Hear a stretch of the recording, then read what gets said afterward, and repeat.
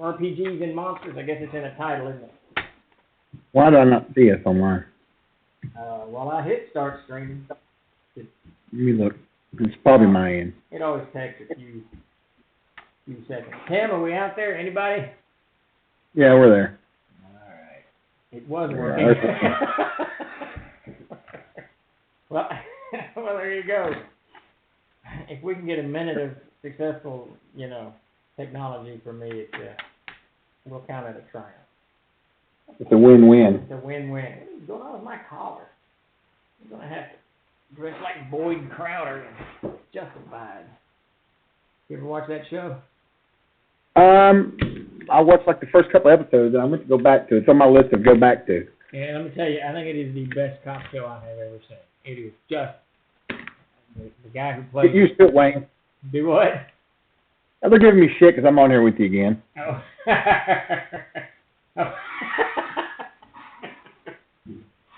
We don't know who's going to be on, who's not going to be on at any given point. We know who's not going to be on here. If hopefully it's going to be Tim. He's the one that won't hop on here.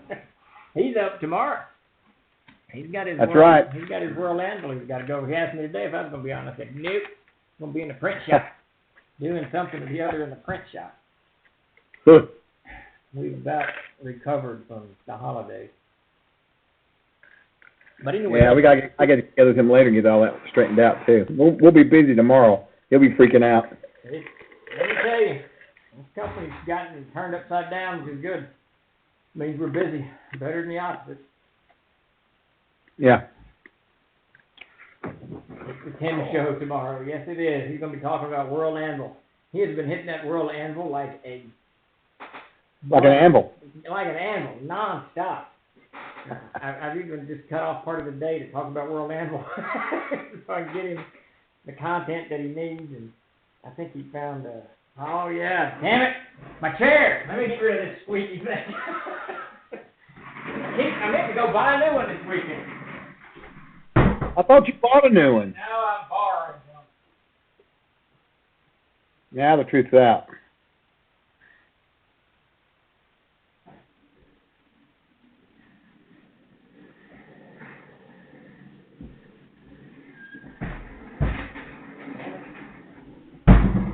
I ended up working all week. Hey, there's a penny in it. Does that mean I get luck or something? I didn't see that blue last week. That looks good with you, buddy. Yeah. Oh, fancy. I need to go get one. Is that Pete? This is Wilson's, but it's a gaming chair. I don't know what that means. I have no idea. That's what they sold it as, a gaming chair. I just want the arm so I can put it underneath my desk. That's all I want. Now that I see the blue, it really does belong on the Starship Ford. There you go. I just want order in my life. Just order.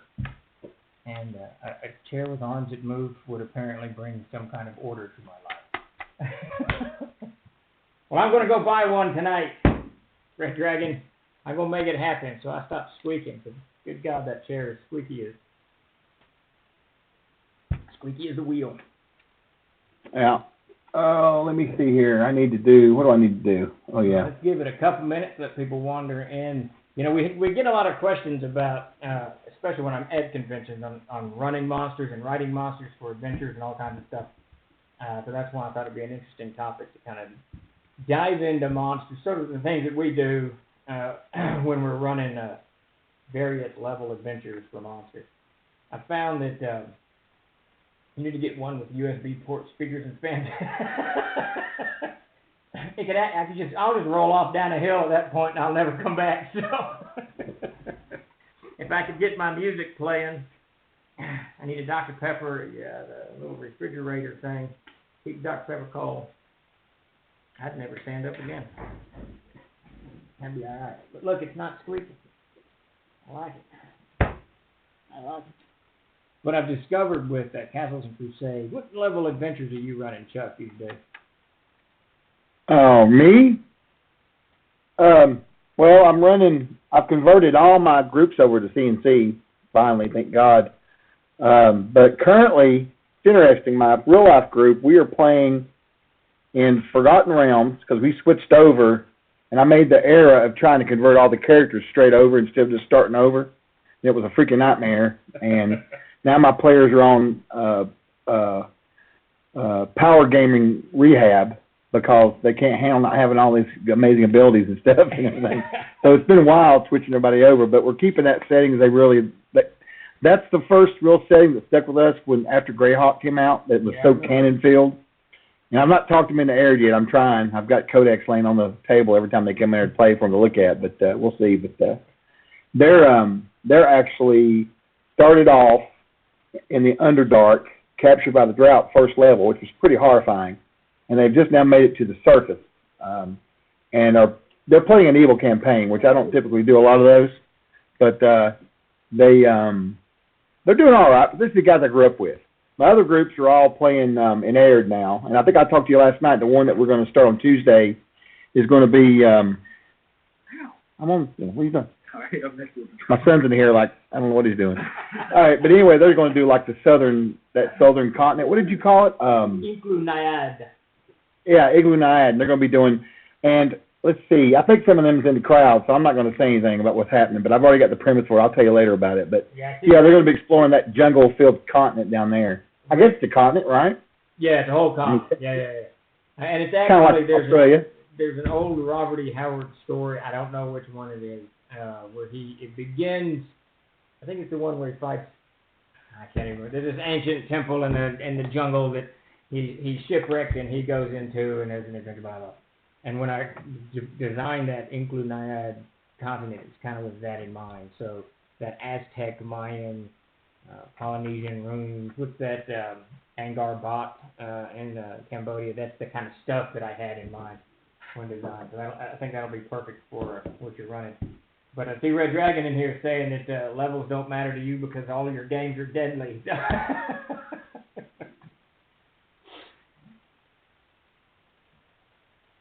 But I have discovered we've started running CNC into my main game. They're 14th level now, and they're really there's 4 of them.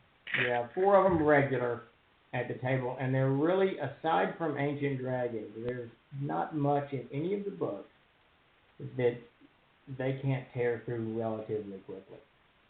And so I've had to start adjusting. There's a couple of monsters that I've run into, 3 or 4, and the monsters and treasures are there, but in the M&P there's very little.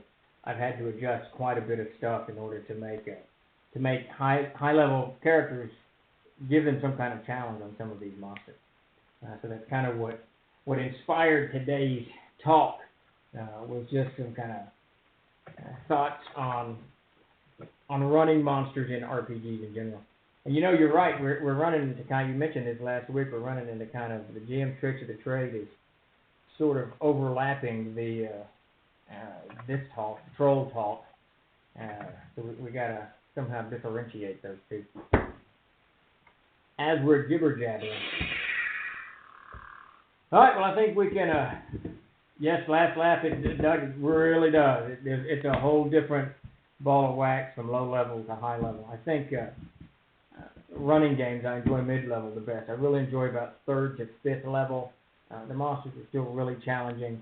Their powers aren't too difficult to run at the table, which makes it, much more enjoyable.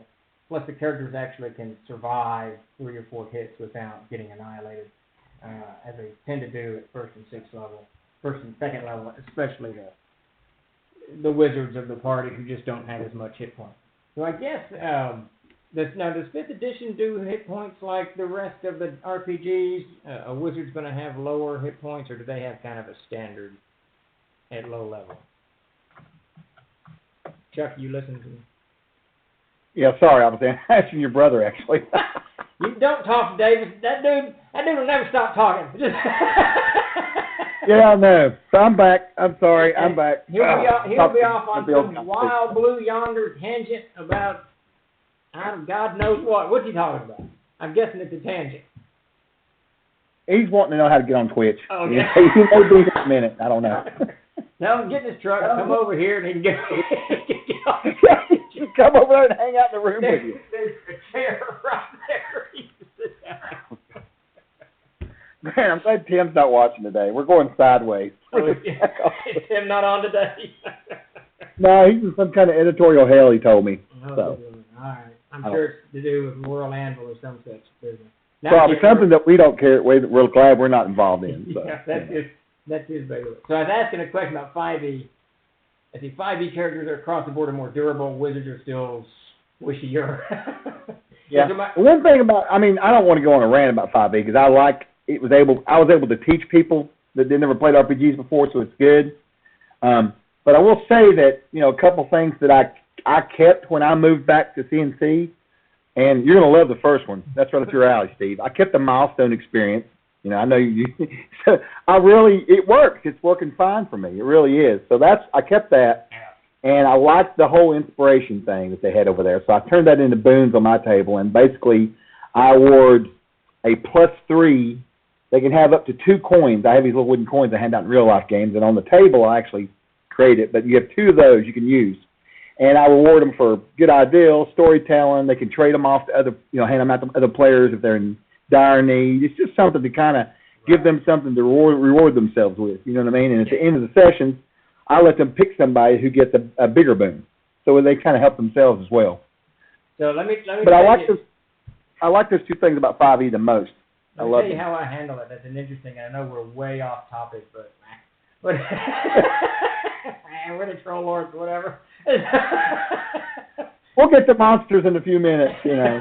So, I mean, honestly, I had someone ask me last night because we're getting ready to start up I'm going to do a West Marches campaign in Discord where people can just show up and play and hop out. Yep. And I had some guys talking about, well, what do you do when people make up a character and they don't show up for 6 weeks?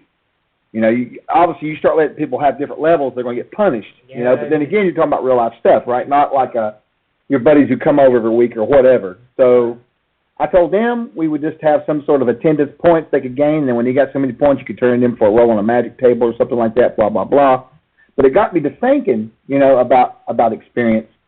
There's a lot of ways you could do it, man, to make it really simple like that. One of the guys in the old Troll Lords forum, he actually posted one time, I came across this a few months back, about where he had taken all the experience tables and all the points and averaged them out and came out with a different chart that was like majorly smaller, much more shored down, so to speak, and to use it so you wouldn't have to get into all the numbers crunching, you know. Right. I don't know. I like being able to set goals, and then sometimes I tell the players what they're coming up against, and sometimes I don't tell them. That way I have the flexibility of controlling the levels. But I'm also notorious for not leveling people up. I mean, that campaign that's playing on Saturday, when we finally switched over, they were at 12th level, and we've been playing it for 4 years. So I'm not real quick about giving out levels anyway, so it's not really a me either. But I'll tell you what I do. It's funny you should mention that boons, and I've heard about that in 5e before. And the way I handle it at my table, I don't really give boons, but I give them all the time. For those players who role-play their characters in the mythology of Arid, of course I play in Arid all the time, when they make sacrifices to the gods, when they call out on the gods, and Matt Golden, the guy who co-created Castles of the Stake, he's the absolute, hands-down best about that. He is continually sacrificing magic items to the gods. He will go out of his way, look for a temple, make a monetary sacrifice. He sacrifices himself, all kinds of stuff. So that when his character Kai is in dire straits and he calls on the gods, I almost always, he's 14th level now, so he has the attention of the gods. So he gets boons. I'll give him a bonus 1, or on my end of things, I'll make things go easier on him, or whatever. So it's not really kind of a physical boon like they're giving you in 5e, you get a player coin, whatever. But the more you role-played your character and the more you've role-played the setting itself with your character, and in my case that would be Arid, you get more out of it. I try to make the gods have a real impact on the table. And ironically, we've been playing this game for a good 13 years now. They've gained about, I'm like you, I'm very stingy, about a year a level. They're at 14th level now.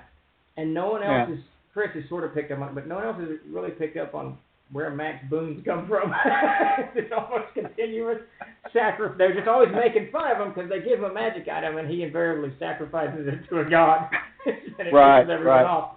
But, so I handle that boon situation a little bit differently, I think, than 5th edition does. It's one of the things you mentioned yesterday. You asked me in the Player's Guide to Arid how you gain languages. Do you make an intelligence check or anything? and when I wrote that, I left that intentionally vague because I don't have them make an intelligence check. They can learn up to X number of languages, points above their intelligence. Yeah, right. And it just is time in. So if they tell me day one they're studying this language, and then 10 games later, okay, you're partially fluent in that language. That's kind of how I do it. Just there's no real check for it. You just role play it through. But I know a lot of people don't do that. A lot of people do like to have a check, get language. I'll be honest. 5e broke me of checks. I just don't. I do them like you're saying, but I've really slowed down because it got to be, if you play it rules as written, man, you're rolling a check every 2 seconds for something, and I just got tired of it. But going back to what you were saying about that, with the last session we had, the session before that, I should say, one of the fellows was playing a Minotaur, and I laid him out, -48, done, over with. So they were going to leave him there because they're evil, right? Whatever, he'll make a new character out. No, one of them, for whatever reason, he's this blind monk that they found in these caves. He's trying to haul this Minotaur around, And so finally, they kept giving him shit about it. He says, well, I'm going to pray to the gods. I said, you're not even religious. And he's like, well, I've never known gods, but I'm going to try, so I'm going to pray to all the gods. I said, all right. I said, you get a 5% chance. That's what I gave him. Because, in old school, people love to roll percentages, and I'm always trying to do those. And he rolled a 6. lost his mind. And so I said, hey, just cut his horn off and carry it in your pocket. Maybe you can get him resurrected eventually. But anyway, it was pretty funny. Pete, in my game, I run a game for some of the kids, and Pete, he was rolling his own treasure like I'm wanting to let them do, and he rolled it twice during that treasure rolling bout. He rolled 00 twice. And for each time, sometimes on the CNC treasure charts, you get nothing for double. I mean, it's nothing. It's like a necklace for single pieces or something. He was so mad. He's been bitching about those treasure charts ever since. Your treasure charts are messed up. It should be higher. It's better. That's funny, man. That's funny. Yeah, and I was noticing, like what the guys were talking about out there, attendance is important. I don't try to make it a punitive thing, but I do think there needs to be some sort of reward for people who, don't get me wrong, everybody's got a lot of things that come up, but when you're clearly just wanting to be there once every few sessions, it's hard to keep a game going like that. And if you're going to do that, then there should be some sort of reward for those guys that are there all the time. So I try to find something to give them that's not punitive, like maybe some extra treasure or, I don't know, something that doesn't look obvious like I'm trying to favor them. Does that make sense? How have you always handled that, Steve? Well, that's the thing. When you're running a game for 4 or 5 years and they're at 10th level and someone gets killed and they want to start a new character, starting over at first is borderline idiotic. You're going to gain levels quick if you live, but chances of you living are pretty damn slim, especially if there's any kind of area effect anywhere. Generally speaking, what I do now, I haven't been doing an ongoing game where people disappear for months and then reappear and then disappear again. But generally, if you were to join my Thursday night game right now, I'd have their average 14th level. I'd have you make up like an 11th level character and go. Give you about middle experience point between 11 and 12 and go from there. Mm-hmm. But for people jumping in and out of the game, man, that's tough. That is a tough call because everybody else is gaining experience, equipment, and what everybody has. The other one's not. That's tough. You can play like Davis. I don't know if you still got him on Skype, but I can guarantee you what Davis would do. You wouldn't get anything extra for nothing. You miss the game, you miss the game. If you die... No, I'm just talking about the guys who show up all the time. You've got someone who obviously doesn't want to show up. I don't know. Yeah, it's a tough call. I get different replies from everybody about it, though. It's funny. It's definitely subjective. Oh, yeah. Well, and different people are going to respond differently. Perry, Steve's going to be running a game on Fantasy Grounds eventually. It's one of my dreams. Eventually. I am. I was just talking to Jason about that today. He was railing against Fantasy Grounds. Oh, yeah. Yeah. So you caught part of that, too. Yeah. Good. It spilled over, so I don't know how it spilled over, but... That's funny. Jason, I love talking to Jason. He's so definitive in his opinion. It's refreshing. Certainly you can argue with him, but it's pointless because he's definitive. He's done. I asked him about Expanse. I don't know if you've seen that TV show on, I think it's... Oh, yeah. I love it. I absolutely love it. That, for me, that might be the best science fiction TV show I've ever seen. It is fantastic. Well, and I mentioned that to him the other day, and he said, "Don't know, not interested." It was awesome. I mean, it was just beautiful to see. He looked at it, didn't like it, never thought about it again. I respect that. Yeah, I believe you completely. That's true.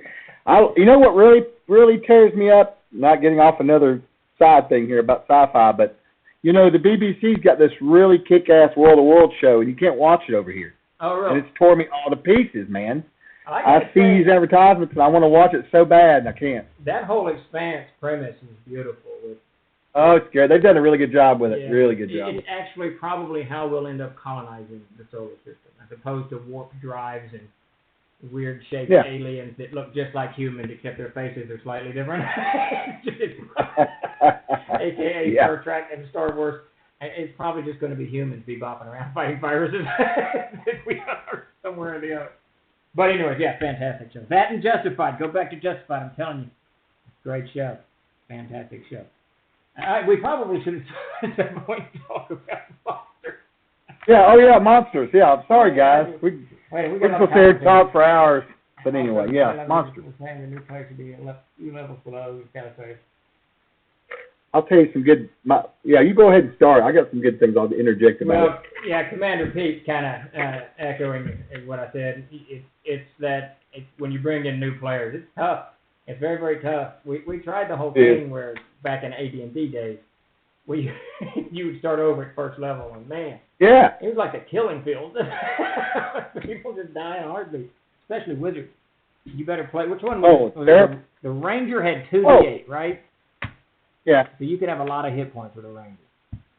You know, and not speaking of that guy that I was telling you that prayed to his gods, he rolled up an Arcane Thief, right? Because they're trying all the new classes out in the Adventures Backpack.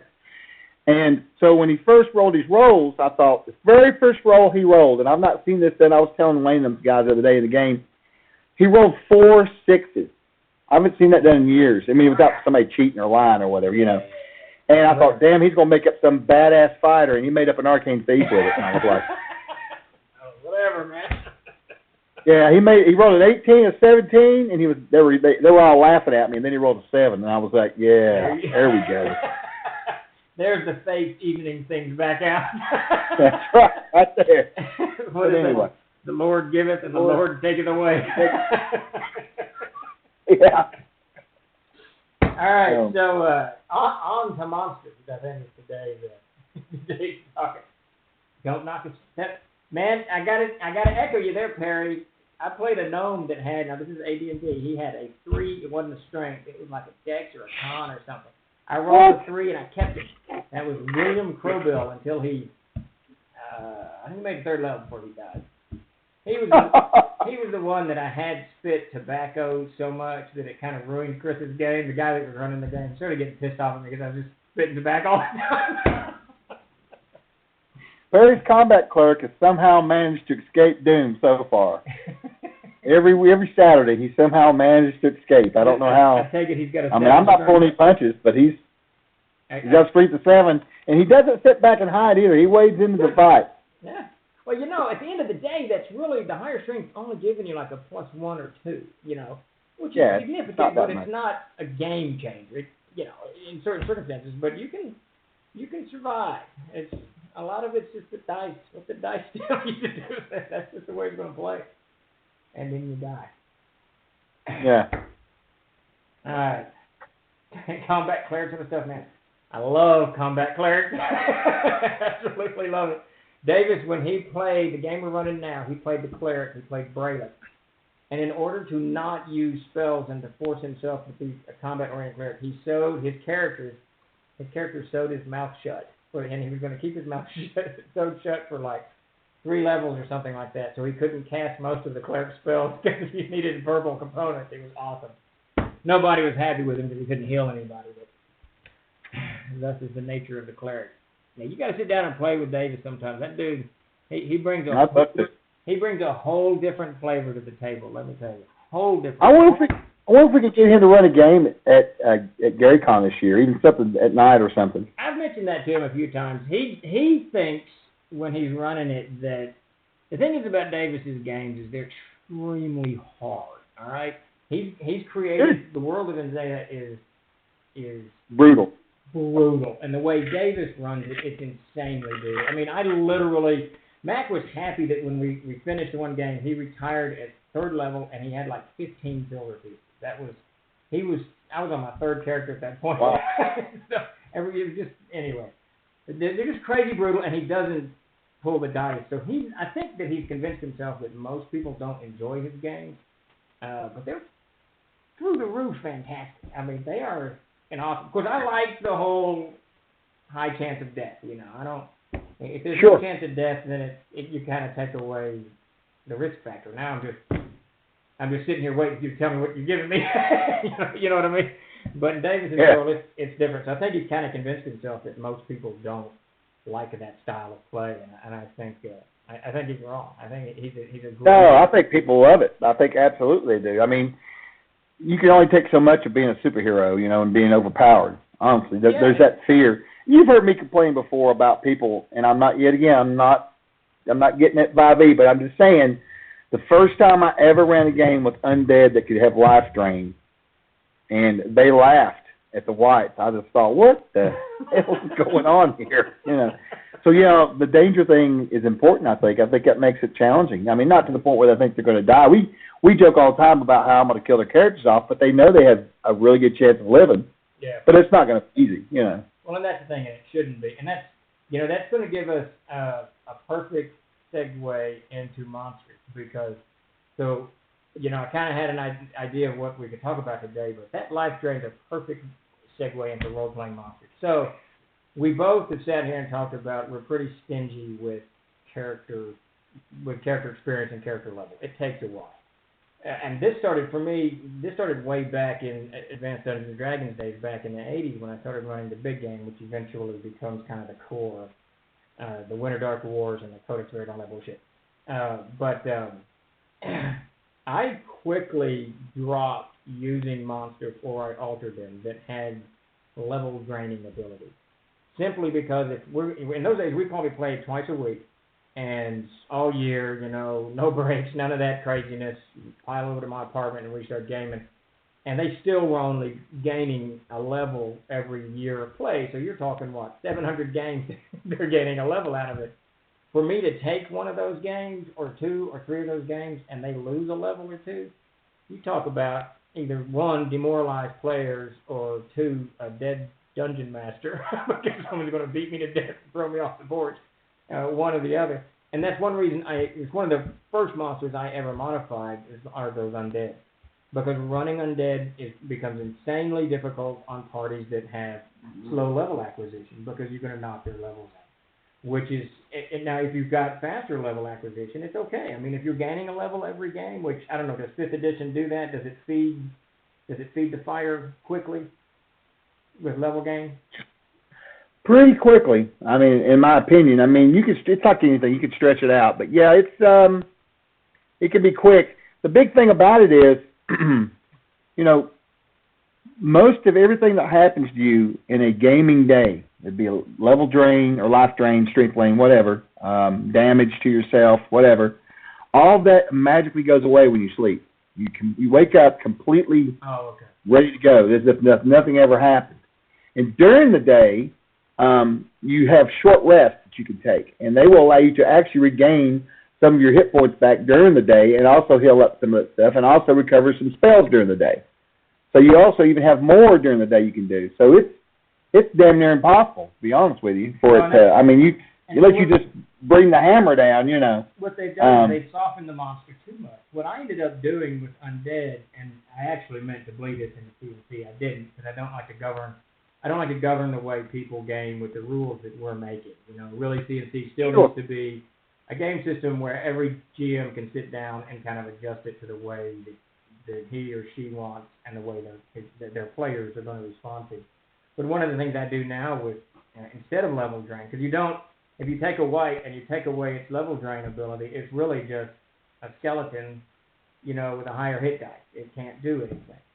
So what I ended up doing was giving it an ability to permanently damage a character, as in, like I think Kai still has a limp from an undead encounter, and his movement rate was cut by a quarter. And normally that doesn't impact anything, but he can't get his movement rate back until a restoration spell is cast or whatever it is. Right. But it actually, interestingly enough, it came out to play hugely the other day because it slowed they're trying to race across the Kingdom of Maine in secret, and they could only move as fast as he could, and his movement rate was like 22 or something. So it added 30% time travel onto their time there, and it impacted the game. So I've tried to adjust the monsters to make it still so that it's challenging for the characters, but yet not so damaging that it demoralizes everyone. And I think that's one of the keys to running monsters when you set them up. Yeah, they have to have a way out, but it needs to be something that they know that A, they should be wary and be smart and pragmatic about being around any kind of monster with these special abilities, and B, but also knowing that they're going to suffer, but see that they can find some way of getting rid of it, not permanent. And it's not this thing that knocks you back a year of game time or some craziness like that, because you'll get some seriously demoralized people doing it. Right. No, absolutely. In fact, I even have incorporated okay, so way back in the old days, we created our own custom critical hit charts, right, and critical fumble charts like everybody does. And I developed a system, and I've kept it in my games for years. It's pretty simple. It's just to add a little flavor. I have some charts that we roll on that are really descriptive. They're really cool, like you chop arms off and heads off, and, you can gut people and whatever. But simple. You take the hit dice of the character, you add the level to it, and you add whatever ability it is. It's got to do with the attack. If it's a strength-based attack, you add the ability mod. If it's dex, you add the dex mod. If it's a spell, you add the int or the wisdom or the charisma, whichever, right? So it's usually not very powerful. I mean, obviously, warriors are probably going to have a better chance because they have a higher hit dice. That kind of makes sense, But what's interesting about it is I do this for the players. If they're fighting any kind of a named creature, it could be Gorgar the Famous or whatever, or maybe Axebeak 1, whatever. If it's just a regular creature, they don't get it. But if it's a named creature, whether it be an NPC or a human or just anything, I don't care what it is, a Froghemoth, it's like the Boss Lord or whatever. Yeah. Any of those creatures or the players, if they roll an 18 or a 19, they get to roll that percentage chance to upgrade that to a 20. Oh, and then we do max damage on the 20 plus roll on the chart. So it brings the whole monsters into another level too, because I don't have to come up with even though it's not that big of a thing, because you're talking about rolling pretty low chances, but the chances of it happening are good, and it gives them something a little extra. So I could take a regular orc instead of coming up with some kind of wild ability. I just throw that on top of it because I give him a name. He could be Davis the orc or whatever, and it works. Yeah, that's good, and that actually kind of plays into the whole concept, and it starts at low level, mid level, and high level. It starts at whatever game you're running, is to take these monsters and to adjust them to the table. We talked about earlier that when you start getting higher level, you got 4 or 5 players at that table, and let's just assume you've got 3 fighter classes and 2 mage classes. The amount of damage that those 5 are able to do in a round at high level is absolutely extraordinary. So you really have to kind of begin to adjust. You definitely have to adjust monsters for high-level games. It's one of the reasons that in Castles and Crusaders' original conception, it was supposed to end at 13th level. When you get 13th level, you really achieve that superhero level, and you should start a new game. That's kind of the way Mack and Davis conceived it. Of course, as I told both of them, that's not going to play out. We're going to add to this later, because no one wants to stop after they played for 5 years and they finally made 13th level and just quit. Nobody wants to do that. But you do have a serious issue with monsters when they start, when your characters are so powerful. I mean, a 15th or a 16th level mage is going to do 16 d6 in one melee round. You throw in a fighter with 2 swings around, there's another 30 points of damage. I mean, you got so much damage racked up that it's impossible to kind of to keep your monsters alive unless you have an absolutely huge number of them. And really, the habits to doing this the habits that I developed to changing monsters, to changing the way they're written, started at a very low, probably 2nd, 3rd level, 2 hit dice, 3 hit dice monsters. I began changing their even before that, I think, because to make an interesting encounter for a low-level party, for a first-level party, it's not just orcs and kobolds and whatever. You really got to do something else. This picture out here of the brag, and that's a fairy. It's one of the things that I started doing for low levels early on, is putting in fairy encounters, because fairies are weak creatures whose abilities don't do a lot. You know, they trip you or gum you up or, you know, whatever it is, put a hex on you or whatever the phase ability is, so it doesn't annihilate a low-level party. On the other hand, all of that stuff starts getting a little bit, because they only bring 8 experience points, whatever it is, it takes forever to get into that mid-level monster. You can easily take a higher-level monster, a mid-level monster, 4 or 5 hit dice, and just drop some of its ability. Just don't use its ability. It just doesn't have it. Maybe this is just he's just not a very smart monster. He doesn't know how to cast all of his stuff. But whatever it is, you should develop, when you're running monsters for RPGs, you should definitely develop the habit of changing that monster, any monster in any encounter, all the time. Oh, yeah. In fact, you know, I was telling some the other day, we were talking about, you know, when you go on Fantasy Grounds, you can click on, you know, NPCs, and it'll bring up all of them in a list from all the different books, right? And there are different types of orcs in there, as we all know in our games. In our books, we have different things. Like, you've got the regular orc, you've got the arid orc, you've got orcs in Enzay, whatever. And people a lot of times are like, well, you know, why are they different? They're just orcs. I'm like, well, I give it a whole cultural thing. So if somebody's wanting to play like an orc as a character, which I had somebody ask the other day, they goes, which one should I pick? Well, do you want to pick an orc from the south? Or you want to pick one of the northern orcs? You know, I just kind of do it like that. Right. And they're different enough to where, but they're similar enough to where they're not a completely different creature, you know? Yeah. So that's kind of how I look at that when you do alternates on creatures like that. It's just a different breed, and a different type, you know? It really is a good way. It is a very good way of looking at monsters. And, you know, to kind of, this actually would have been a great string for Davis to be on. You know, we talked about the way he runs games. One of the funny things he does in his games, he gives his monsters, not only is there a culture built behind. If you're in Enzaya, everything's got a cultural. So Davis is an anthropologist by trade. He was an archaeologist digging out in the dirt for about 18 years or so. So all of this, much like history, has spilled over into the world of anthropology, and cultural understanding has spilled over into Davis's world of Enzaya. So his trolls have a culture, orcs do, and you don't actually call them orcs. They're like the Jahrim. I don't know, there's all kinds of stuff. So there's all this culture built into it, but he'll also, in an encounters, now I don't go this far, but he'll build personalities into his monsters as well, so that the monsters themselves start to react in combat or into an encounter with the players based on what their personality is. So he takes that concept where the guy said to you earlier, it's just an orc. You took it and kind of made it, yes, it's an orc, but its culture has this, and Davis takes it a step further and gives it even a personality.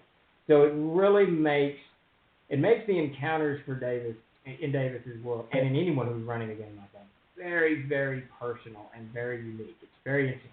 On the flip of that, I don't do that, and the flip of it, it's an enormous amount of work for the Castle Keeper or the GM to do, to create all of these personalities. But he certainly does it. When you look at his notes, I mean, it's just mountains of scribbles and whatnot.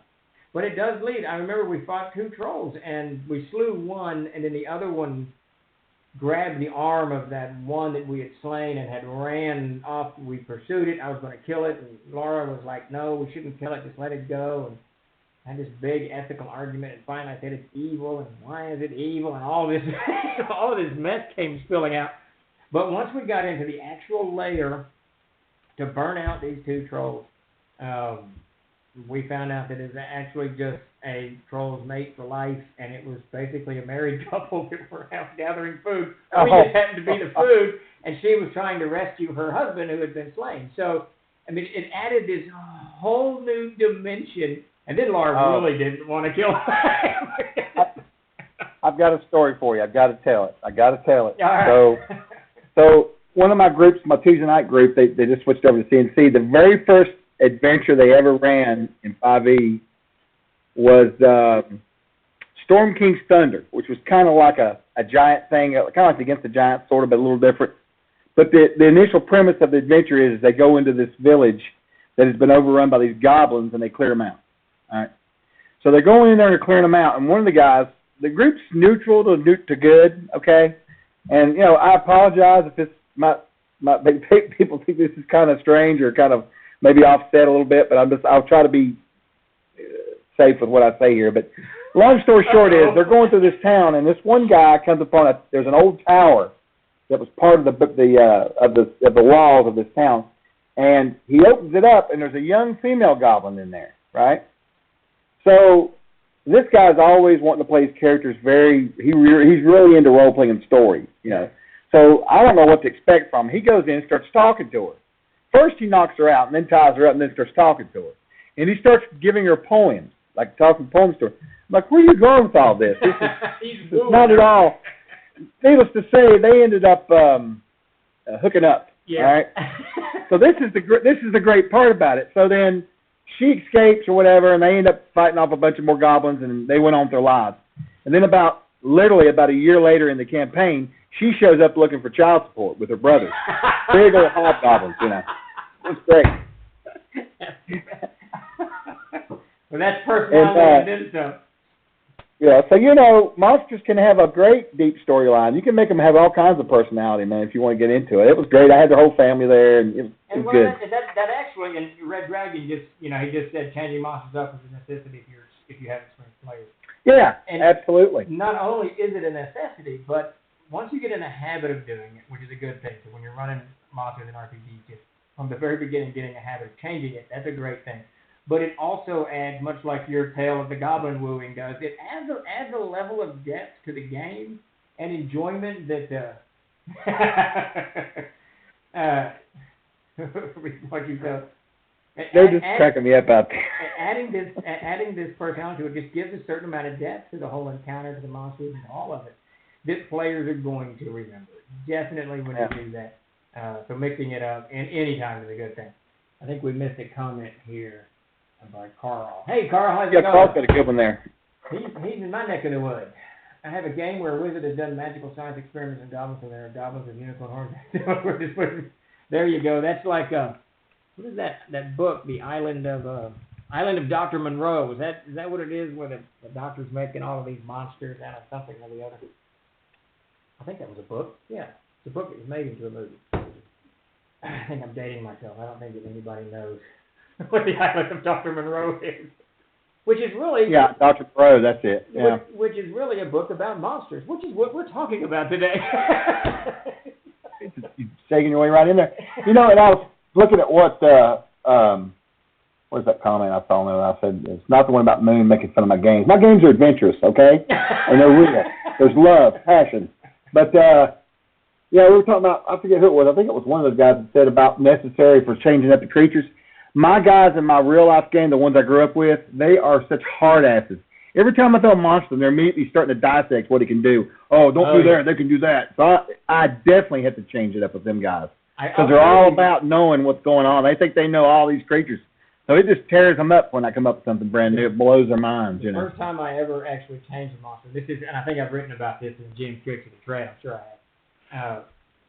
I remember the first time I actually changed a monster from the book, and it was kind of an epiphany for me. And where all of this came from, we're just kind of shifting the way I'm running.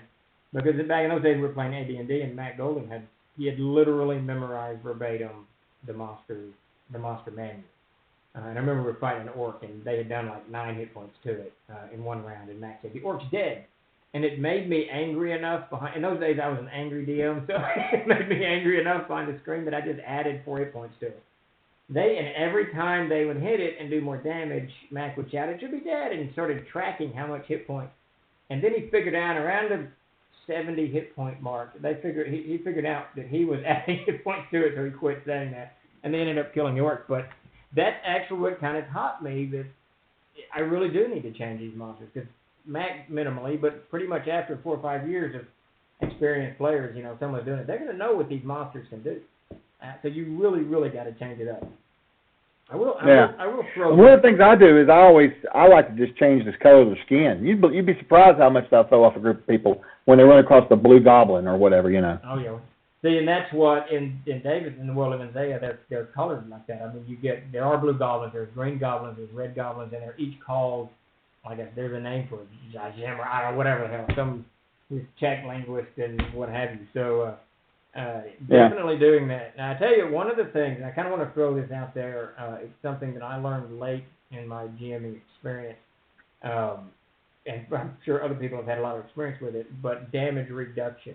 When I started adding damage reduction to monsters, it changed everything, because, you know, if you add a bunch of hit dice to a monster, they have a better chance of hitting. What you're doing is you're kind of unfairly stacking it, especially there's several of them, so you can annihilate the party in the reverse of them annihilating you relatively quickly. Plus you you do get the hit points that you want, so the monster can survive. But you've just made it so tough now that it can annihilate the party quicker. But damage reduction kind of cuts both ways. Not only do you get more hit points, but you don't have to raise the hit dice. Now I'm assuming that 5th edition and Dungeon Crawl Classics and Swords and Wizardry kind of play the same way, that higher hit dice monsters have a better chance to hit than not. Is that correct? Yeah, not quite as much. Well, 5e definitely not as much as the way we in Swords and Wizards does it. That's definitely a little different. They do definitely have more of the higher level, but you can really see a difference in our games. Okay. It's just pretty blatant. But that's because of the simplistic approach we have to how it's all set up anyway. Right. You know? Yeah, so you have a 30 hit dice monster, it's going to hit every melee round. And if it's doing, 66 points of damage, you're going to annihilate some parties pretty quick. But with damage reduction, you build a whole level of mystery to it. And I'll do that. I'll split damage reduction in a lot. I can't remember what they were fighting now. It was some monster that should have had about 70 hit points. And I gave it a 75% damage reduction, which meant, of course, it ended up with, close to 400 hit points by the time they killed it. And I remember by the time they had done about 200 to 300 hit points damage to this creature, none of them were counting, but all of them were counting. You know what I mean? No one wants they don't want to say it, but in their heads, because that's what you do. It's a game of stats at the end of it. But there was fear kind of spreading across the table, because then they were beginning to think, oh, wait a minute, we're not actually damaging this creature at all. It must need some specific magic. So then they began switching weapons out, changing spells. And it was crazy to watch it. It was really cool, but it added this whole level of mystery to it that nobody was expecting. And that's those really, guys, you know what? I was going to say, those guys last Saturday night, they actually grabbed the damn Monster Treasures book up, was trying to look it up. Like, what are you doing? Because I was doing something similar to that. And they're like, that's not right. And I'm like, what are you talking about? It's a monster. You got to kill it. You got to kill it, right. Yeah, and, Miranda made a good point in there. They say that there needs to be a flip book with 3 sections, top, middle, bottom, for each one of its own characteristics, a mix and match monster book. That's not a bad idea, actually. Yeah. I remember the first time I ever ran across something like that, and you know what? It was in the Hill Giant. What is that called? The Hill Giant stead. And you went in the kitchen, and they had these little smaller guys in there that were like young ogres. You know what I mean? They had young ogres in there, and I remember that being like, that made complete sense. You know, so they just dumbed down their stats a little bit. Yeah, that's what they do it. Now, someone mentioned here, Hackmaster has a book out. Ben Jihadin says, recommend a Hackmaster Monster Matrix, which has a variation ideas based off 2 stats. Yeah, so that might be a book to check out, because that's a great idea to have some kind of, just to mix it up. It would be a good way to stir the pot some. You know, we've done that for, we've done a book, what is it called? No, it's not Expanding Classes, the other, the character classes. It has all the characters put into it. We could do a book that has all the monster stats in it, so you can just snag what you want out of there and roll with it. That'd be kind of cool. That'd be neat, actually. You know what? I think we just created a stretch reward for the Castle Keeper's Guide Kickstarter coming up here pretty soon. Hey, that's a good idea, man. Yeah, that is a really good idea. Perfect tool for the GM, and we got that book coming down the pipe anyway. I like it. Now, if I can just remember it. I was just sitting there thinking about it. I'm going to write it down because I'll forget. That's good. That's a really good idea. We need to credit it. Whose idea was that? That was sort of... It was both of us. Yeah, it wasn't Tim. So. Okay. I thought someone mentioned that in the thread. Oh, well, that's true, too. I like what Carl said here about the colloquialisms about, like, when you hear about, like, up north, you hear about the bugbears being called just goblins. There's these goblins coming from the north, and then they rush up there to attack, and it's really not goblins. It's bugbears. Yeah, that's fantastic because that gives you that whole. And when I say role playing, I'm not really talking about taking on the identity of your character and saying words in a different voice. It's really anything that's not combat related or problem solving related. It's the role playing, and what Carl's talking about is part of the role playing milieu, where you're bringing in aspects of a real world or the real world, and I mean by that I mean the world that you're playing in, not ours, and making it impact the game. I think that's, and if you can do that to some degree with your monsters, I wouldn't recommend doing it as much as Davis does, but if you do it to some degree with your monsters, you're going to add so much depth to what's going on in that table, and then you keep the players hopping, which is what you always want to do. I think probably every talk we do about running games, every article we write, and every GM's trick of the trade is the core of it is how to keep players from being bored because they will wreck your game. A bored player will accidentally or purposely wreck your game and not even know it. So. Yep. And if you can use something that's unusual, not unusual like they've never encountered before, but something that they're used to, but that's not the same, that draws everybody. All of a sudden, everybody at the table is trying to conspire with each other to figure out how to defeat this new threat that somehow you've twisted out of your mind, And that's exactly how my guys do. They're all up against me when that happens. Phones are down. They're what's going on here? And they're looking over. I have them track the damage they do to the monsters anyway, so they're going over that. And they're talking, and I'm just sitting there back going. And that's good. I mean, it's the way in the world of Erd, when you run into an orc is an orc. But when you run into a Hlobane orc, it's a wholly different encounter. And when you look in the Monsters and Treasures of Erd, there's a whole bunch of these Hlobane orcs, different types, different motivations, different abilities and whatnot. That adds a level of depth to it that when your players hear that word switch from orc to Hlobane, they suddenly are focusing. So if you can do that in your game with any kind of monster, it doesn't have to be published, it can be yours, it can be whatever, then you've reached some kind of level, which is good, because you're going to keep, and it gives you, one of the things we're talking about the GM tricks of the trade these last few weeks is how to salvage a game that's slowly falling apart, and that's a tool. If you've got, and I didn't even mention it, and I probably should next week, if you've got monsters that you've managed to create some kind of mythos around, you can bring those monsters to the table, and suddenly everybody's kind of back, at least for that session, back to the table because they know that this is a problem that has to be overcome or whatever. Yeah. Fear is a GM's best friend. I like that last line. To some degree it is. Excitement, all of that stuff. I mean,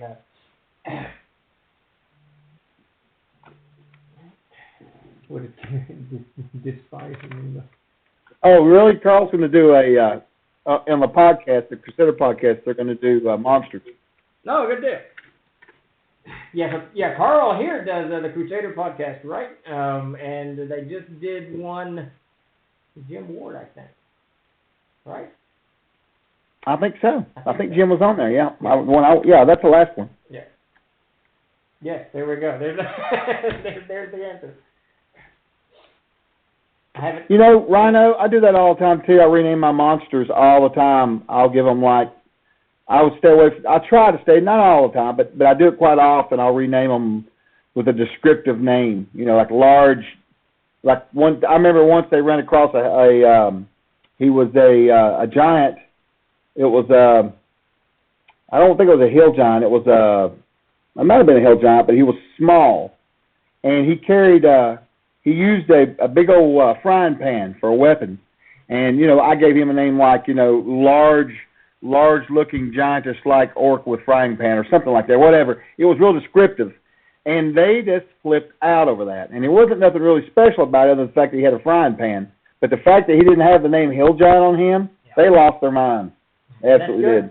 And that's actually a good point, because you really don't have to change anything mechanic-driven. You can actually just change the description somewhat and drop the nomenclature, and you're good. I mean, you can actually create an encounter where people are baffled and they don't know what's going on. Man, I didn't put up any of our pictures here. I had a Naga to go.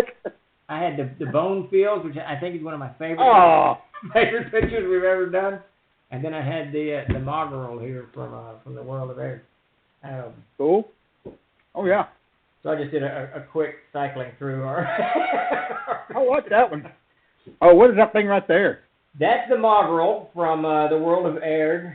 Unklar created like 18 of the greater Moggerel and an uncounted number of the lesser ones, and it is an extraordinarily powerful demon creature. Interestingly, I didn't put it, for some reason, I didn't put it in the Tome of the Unclean. It's only in the Monsters and Treasures of Erd. It should have gone in the Unclean. I don't know why I didn't put it in there, because it's definitely a devil. It's not a demon, it's a devil. But so it's planar. Okay. Yeah, okay. It is. But now, this is one of the interesting things that this is how petty I am as a GM sometimes. So we played AD&D for years, and Todd played the Paladin, and the Paladin in AD&D, much like in CNC, can't be touched physically, right? By an extraplanar or summoned creature's physical attack. So most demons and devils that are summoned have physical attacks, can't actually hurt the Paladin in AD&D. They can't in CNC either. It's very, very frustrating. So when Unklar came to the world of Erd and he built the Tower of Alfstrag becomes hell itself, and that is the plane. If you plane travel to hell in the world of Erd, you're actually still on the prime material plane of Erd. You're just in Alfstrag, right? So, so I designed this whole thing up. Somewhere in the back of my head was to be able to say to whoever's playing the Paladin, no, devils are not summoned anymore. They're from the same plane. They're not extraplanar. They're from Erd. So your protection from evil does not keep you from getting hit by a devil from Alfstrag. Well, you know. That used to drive me absolutely nuts, because most of your devils and demons, they have a claw bite attack, and they can't hit the Paladin, which is great for the Paladin. I mean, sure. At the end of the day, it makes the Paladin really powerful against those creatures that he should be powerful against. Sneaky. But as a DM, it's frustrating. I may use one of those tonight. I've got my group tonight that's playing. They just start their first level, but I mean, it wouldn't be, obviously they couldn't kill it, but might be fun for me to be forced into service for it. You know, I don't know. Something to throw out there. Yeah, no, they couldn't kill it. There's no way they could kill it. They're actually going through when priests shall die. By the way, I need that PSD, but yeah, that when priests shall die, they're going through that right now. That's sort of an intro. They're actually going to be going into the Darkened Folds. Where they're going to are they playing evil? Is this the party playing evil? No, these are just regulars. They're good doers. They're good. Good deal. Yeah, I love the Darkened Folds. I have played so many games in that stupid force for so many years. When I run games outside of it, I feel like I'm a foreigner. I have trouble running the game. I just want to go home to the Darkened Folds. Well, I'm looking forward to it. It's probably my favorite now. We'll see what happens, what we can develop with the southern continent. But for right now, that's my favorite area. I think George Hardy put on the Facebook group the other day, he had a question on there about what everybody's favorite setting was in Erd, and mine's always been Darkened Fold. I love it, but now I'm always been a big fan of forest and jungles and that kind of thing. You know, that's just what I dig. So we'll see. I'm really excited about them going into it, because I'm going to do a whole C-series plus some homebrew mixed in. You know, I'm not going to go directly. I tend to try to stay away from story arcs that are pre-made. That's one thing I like about our products, is they don't have like literal huge rails to run a whole adventure on. They're just loosely tied together, which is perfect. The only adventure we've put out, and it's a single module that I think railroads you a little bit, is one I wrote called The Malady of Kings. It railroads a little bit to get them to the Sea of Dreams. But yeah, in fact, it's the A series and the C series. If you run those back to back, expecting to gain the levels that you're going to need, in the A series, you are going to be sorely disappointed when you show up to the gates of Alfstrag at like 7th level, because you're going to die. So I was going to ask you actually about that. Yeah, that's another thing but I'm looking forward to you coming out the rest of that too. So. That actually, Peter told me the other day that he's hard at work on finishing the A6 map, and when he's done, I'll get it in. I've written about half of it, so I'll get it. Because I want to start putting, the plan is, starting in February, to put one of those out a month, at least PDF format, and we'll probably do a Kickstarter on it eventually, but I want them mostly written before we do any kind of Kickstarter. I don't want to do that, and then 4 years later it actually gets done. This needs to get done. But the adventure I'm actually working on right now is a prelude to C1, C1 starts at 3rd level, and really there's no kind of intro to the Dark Fold at 1st level. So I'm working on a low level, a C0 adventure that introduce people to the Dark Fold at 1st level. Oh, that'd be good, because that's what I'm kind of looking to do. I just want to, one of my favorite adventures that has ever been put out was Mortality, and I love Mortality Green so much. It's just, I love it. So I was really hoping to get them going that way. We were actually going to do the A series to begin with, and then we're redoing all that stuff on Fantasy Grounds, and I'm Fantasy Grounds dependent right now for doing the virtual play. I decided to wait, and we backed up because most of these guys in this group have never played CNC ever. They were all 5e. So I had to go slow and teach them, how to unlearn things, how to deal with initiative every round, that kind of stuff. Oh, yeah. So we just ended up in Mortality. I just decided I'm going to do that, It's just easier. It is, going to CNC actually is, it should be easy, but it really isn't. And it even took me months and months of playing the game to kind of realize how to use the Siege engine. Because it really does replace all of that other stuff. You kind of got to retool your brain. But it is just simpler. And it's one of the things, and I fall into this a lot. I've tried to avoid it today when we're talking about monsters, but CNC's kind of tailor-made for the CK, the Capskeeper, our GM, to change the game and change the monsters without it impacting anything really, because at the end of the day, most, not all, but most of the character actions are going to be designed, are based off of that attribute check that they're making. And because they can do anything, there's no real skill restrictions other than the few class restrictions that there are. It's really tailor-made to allow players to kind of push those boundaries, even as the GM is pushing the boundaries of their monsters. As the GM changes monsters to adjust to the game, Castle of Crusade really changes. Its mechanic is malleable enough that it can allow the players to change with it, or to utilize skills that they wouldn't normally have. But it's right. We do kind of have to unlearn things to dive into it. And Mortality Green is really a straightforward adventure. There's not a lot of layers to it. It's, a pursuit adventure. So, yeah. Farmer. I play my farmer tonight. There you go. He's playing a farmer. That's a joke, too, because he's playing an assassin, but the rest of the group, he didn't want them to know, so I thought, all right, they're not going to know, so I put farmer. Obviously, that's, misnomer.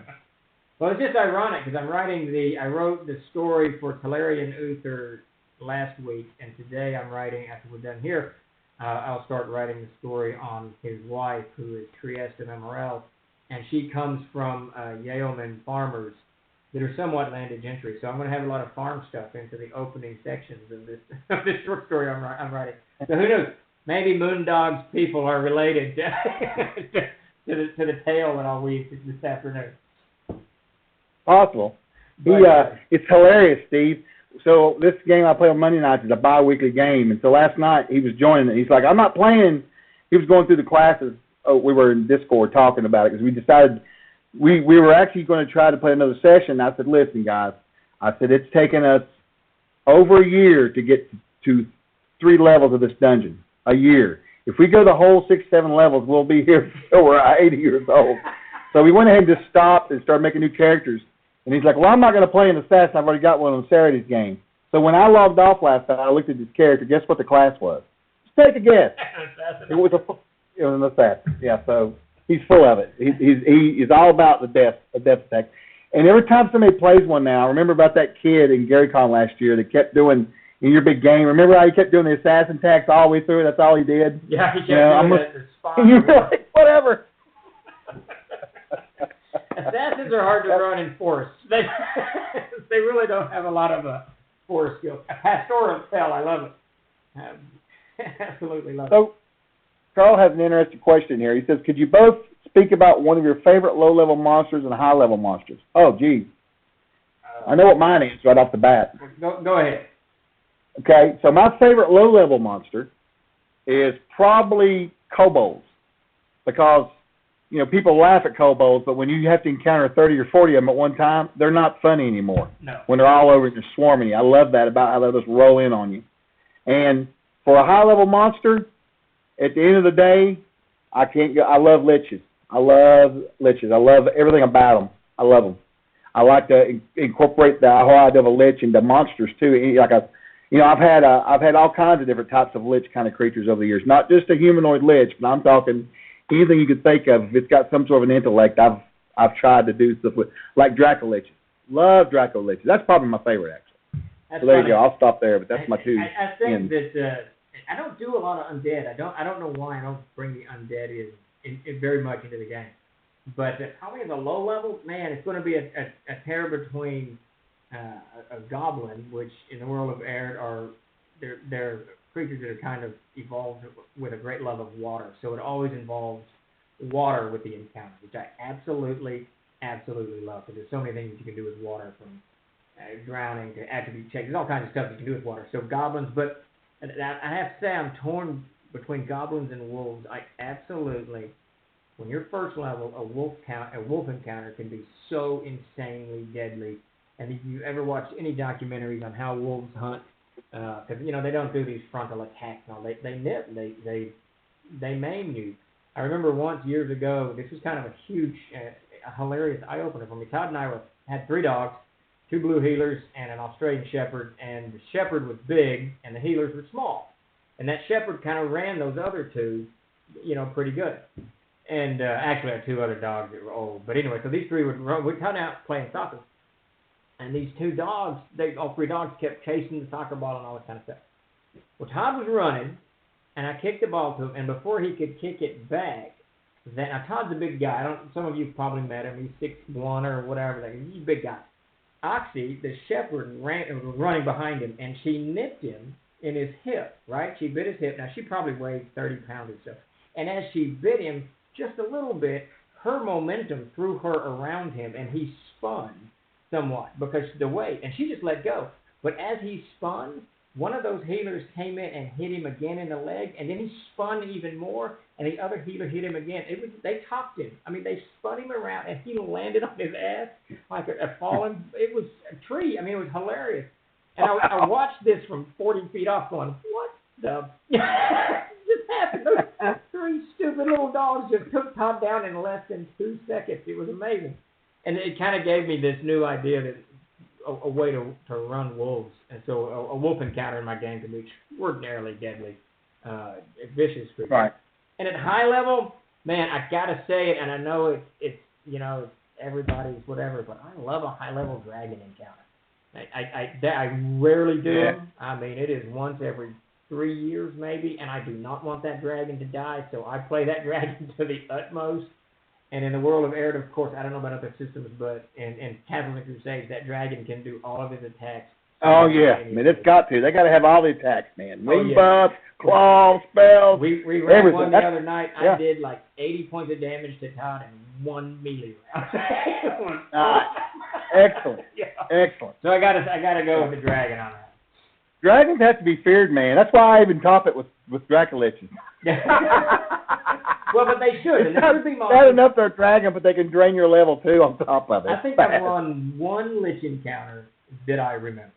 I've probably run more, but that encounter was so, because that plant, they're tough. 18, what they got all the spells and all that crap.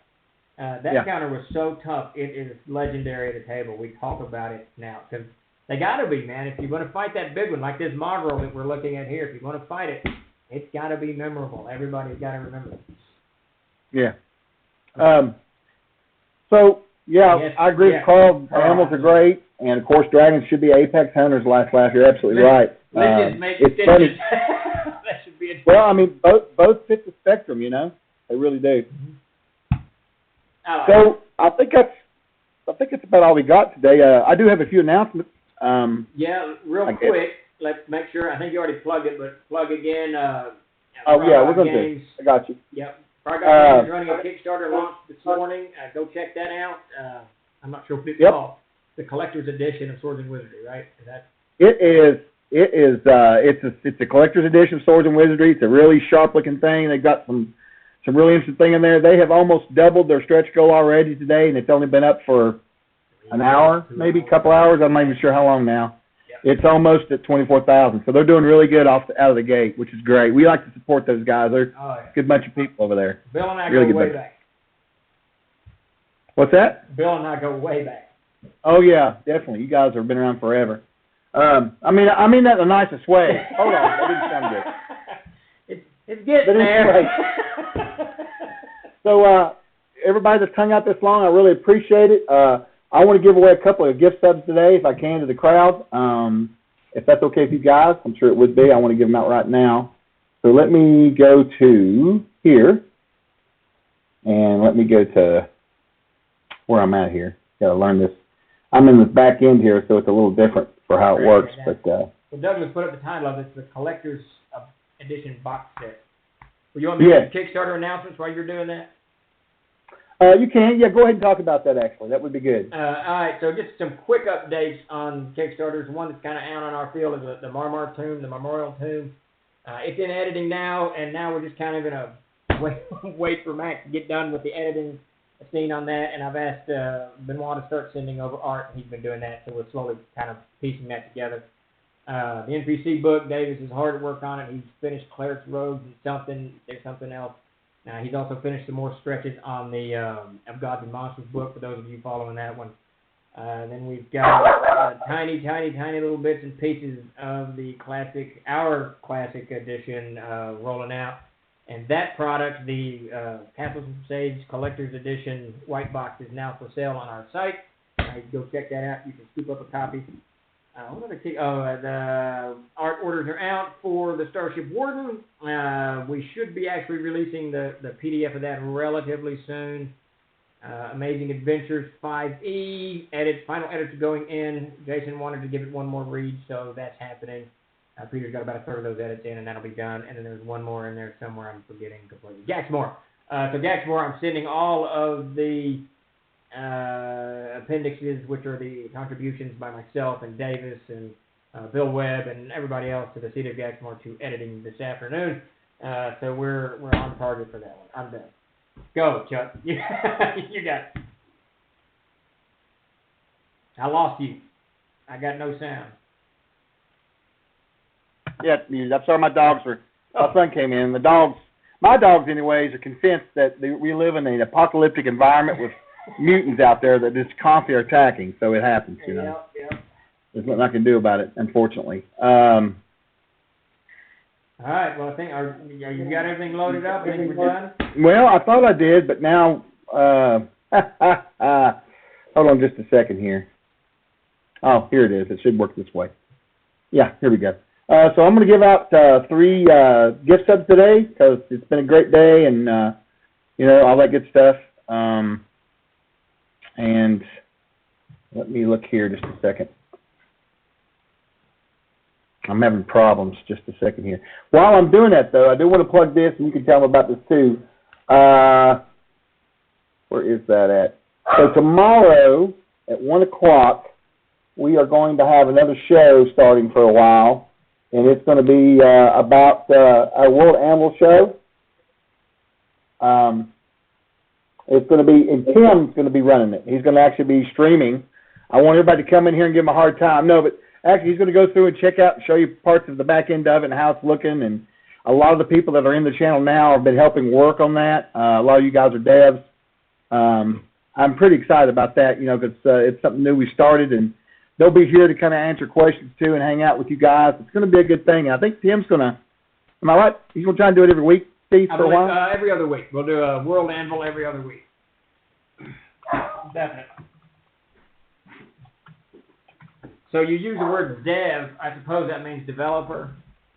Yeah, developers. That's a bad habit I have. I call them devs. But yeah, because we've got some in here right now that are kind of been helping us, that are hanging out. Oh, Carl, I appreciate that. Yeah, we've been talking about it. I guess I'm going to be getting on the podcast soon and getting to talk really bad about you and Tim and everybody else. No, I'm just kidding. Hey, that podcast, that podcast is I don't know what questions they'll have for me, but it should be interesting to see what they got to talk about. If it's about the Year of the Troll. Hey, that's my big hashtag, Year of the Troll. Year of the Troll. Someone sent me a TYMT? No. I don't know, whatever. I had to go to Bing and look it up and see what it meant. It meant thank you very much. I'm not so up on all the abbreviations these days, so I'm not sure what's going on. Yeah. Let me try this then. I got to get some. I was mentioning Tim, but he is not He's doing He's it. not, Well, we're he's got fixing to fun. sign So let off. me I look right here. gotta get back. I'll get it right here in a second. You got about It's 30 taking seconds. longer than I planned because we tested this out last night and it works great. And of course, now that I'm trying to, get it to work, it's not working. Of course, why would anything work after you've tested it? It's a troll lord world after all. That's just the way it is. Oh my gosh, it just drives me nuts, man. I'm sitting here trying to find this thing. Right here it is.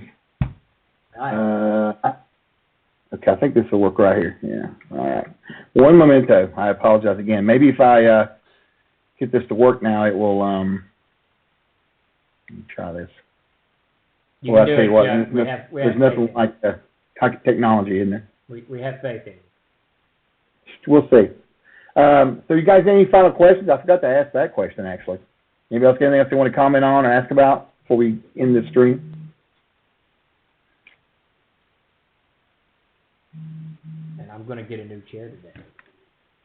Are you? You promise? Because that's been a rumor that's been going around for a while now. I'm going to try to remember.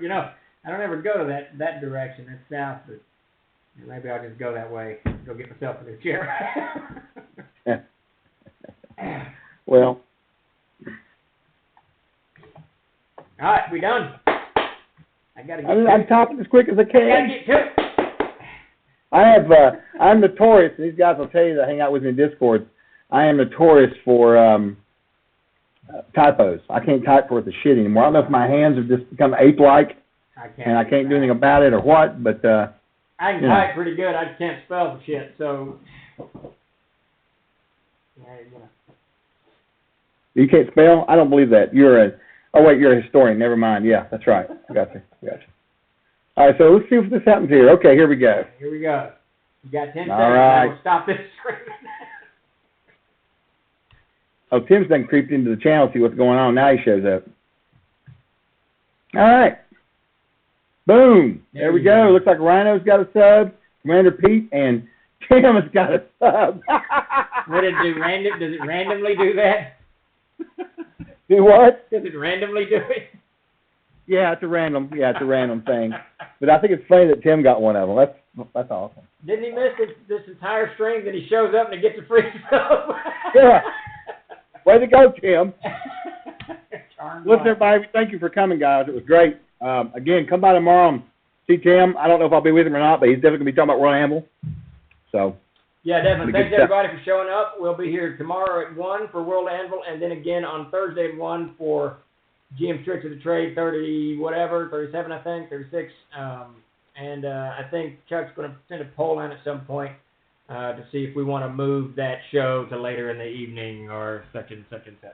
All right, well, that's There will be some polls going out, guys, for sure. I'll need your info on that, for sure, or input.